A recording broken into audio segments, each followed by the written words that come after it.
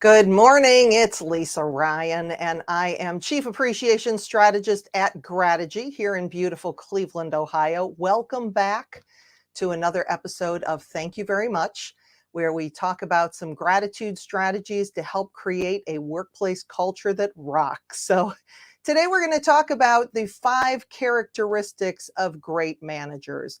I mean, if you think back in your career, you probably had a variety of managers that you reported to. Some were fantastic, some, well, not so great.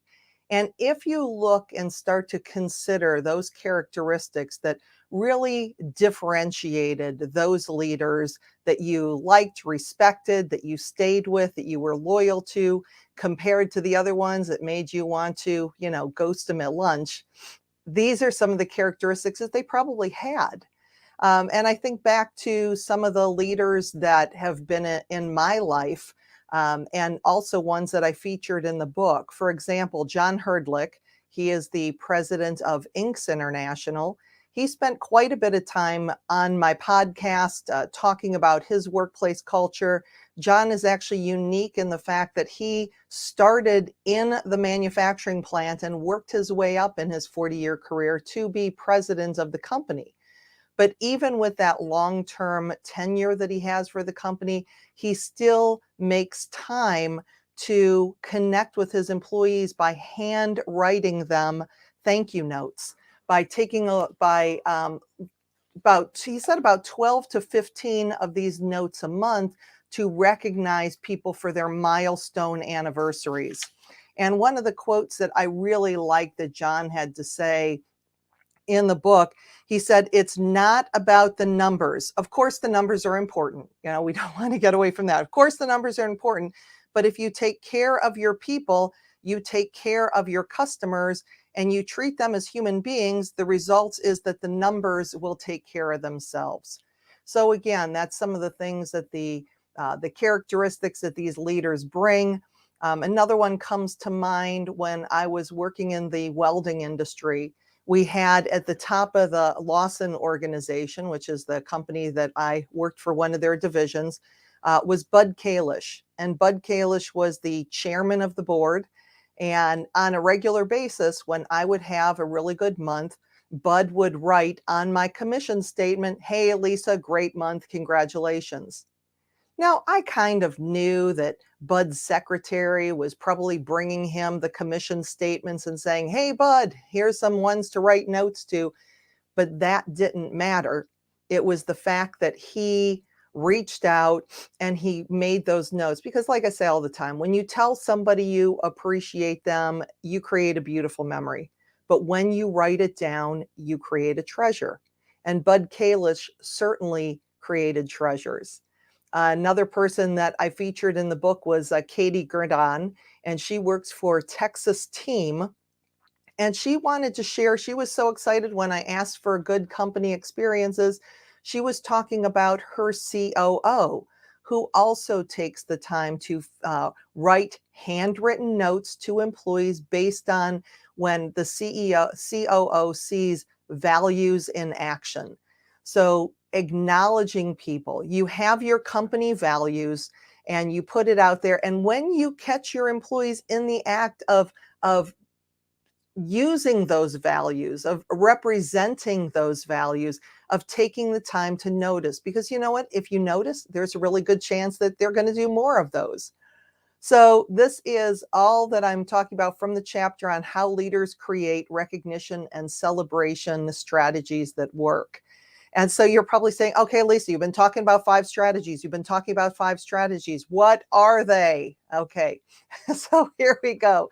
The first one is that they are appreciative.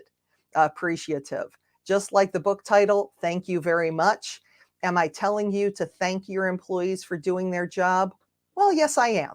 Because when you say thank you, when you acknowledge them, when you are specific in recognizing the good work that they do, you're going to get much more of it. If you don't, if you're saying, Lisa, why should I thank my employees for doing their job? That's why they get paid every other week. Because if that's all that they're looking for, they will do exactly that amount of work and not an iota of work more. But if you take the time to say thank you, to say I appreciate you, to let them know that you value them and their contributions, they will actually become more profitable. They will bring more value to your organization than the money that you are paying them. And people will say all the time, well, can you say thank you too often?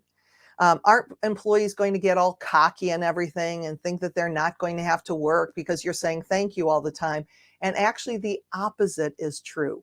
Now, it has to be sincere.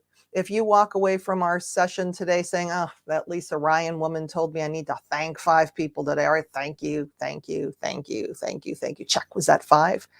No, it's being specific. Instead of saying, hey, Kelly, great job, Kelly's going to be like, well, what was so great about it? Kelly, I really appreciate the fact that you put in a little bit of overtime to help us get that shipment out. I mean, that really meant a lot. I know you had plans, and I just want to let you know how much I appreciate you. And I didn't necessarily have to thank Kelly. I mean, she was probably making some overtime doing that. But the fact that I did makes her feel valued, and probably if I ask her to put in some overtime next time, she'd be more likely than if I never noticed.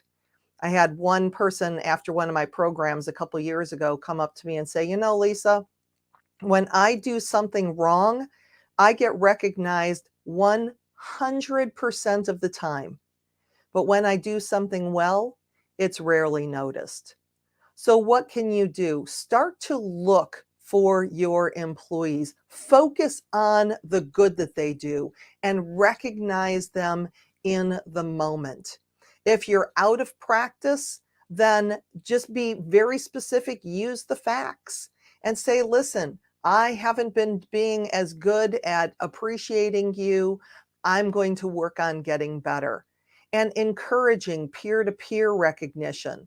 That is also in that top 5, where it's not just about, too many times managers think that everything falls on their shoulders. I'm the one that has to engage my employees. I have to do this. I have to do that.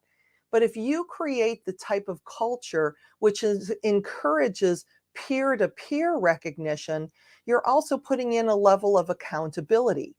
Because you probably have some employees, well, hopefully you don't, that, they are total rock stars when you as their manager are in the room. But the second you walk away, total slackers, and their colleagues know that. But if they realize that their colleagues have the potential to recognize them and to thank them and to acknowledge them in an upcoming meeting, they are more likely to be held accountable for that. So what are some ways that you can incorporate more peer-to-peer recognition? Maybe you start off your meetings by people acknowledging each other and saying thank you. Maybe you have them write down things that they did, and for all of those notes go into a hat, and at the end of the month, you pick out one of those, and the person who thanked the person gets a special prize, as well as the person who was thanked. So there's lots of ways that you can encourage peer-to-peer recognition. Great managers are communicative, meaning that they share news, the good, the bad, and the ugly. Letting people know how the company is doing. And I've had people tell me, Lisa, if I let my employees know how bad things were right now, they would get scared and leave. Well, on the other hand, what if instead they shared with you ideas and strategies to save the company money, to make the company money? They feel that they're a part of it.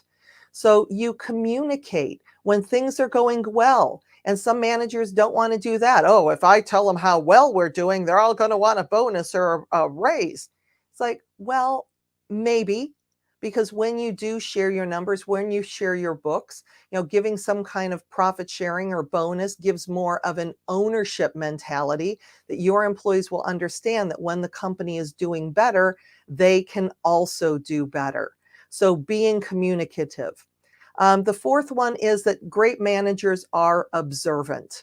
And they are observant as far as what is going on with the employees, what's going on in the facility, the office. They can feel when the culture is changing, when something's up. But being observant may be just walking through the office and saying hello to people. Because that way, when you say hello, hey, Mike, how's it going? And Mike is normally, chipper and happy. And he's like, what's going on? How can I help you? So they're observant. If things are getting out of order, if the employee bathroom is a mess, or the break room needs a coat of paint, or there's litter or trash on the floor, that manager is observant and they start to wonder what's going on that employees are not taking as good of care of our facility as they used to or as they could be, and having that manager start to model the behavior that they want. So just being observant, and finally, encouraging friendships. The Gallup organization has found that one of the traits of engaged employees is that they have a best friend at work. They don't say good friend, they don't say people I tolerate, they say best friend. So in order to have best friendships at work, the best way to do that is to find ways to hang out together, to have lunches together, to have celebrations, to have meetings. If you have a remote workforce, to make sure that people are turning on their camera and that they are there in person, that you are encouraging those friendships to happen. When you're doing lunch and learns, maybe on a person's first day, you're assigning a lunch buddy, creating those relationships to happen. Because when somebody has a best friend at work, it's much more difficult for them to leave. So these are just a few of the strategies, and the best way that you can get started is just to think about and to write down those characteristics of the best manager that you ever had. And then maybe if you get really into it, write down the characteristics of the worst manager that you ever had and see what you can do as a leader to be more like your favorite manager, to be more like, to adopt the characteristics of them. And if there's anything that you're doing with that poor manager, to start to eliminate that behavior. So this and so much more is in my new book. It just came out, hot off the presses. Thank you very much. If you haven't picked up your copy yet, go ahead and click. I'm going to put the link in the comments. You can click on that today. I'd love to get your feedback, find out how you're implementing the strategies in the book, as well as if you have an Amazon review, that would be great. Hey, James, I see that you're tuning in today. Thanks so much for being here.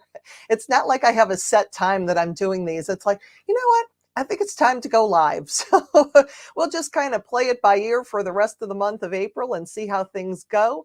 But I appreciate your being here and tuning in. Thank you very much. And I will see you tomorrow.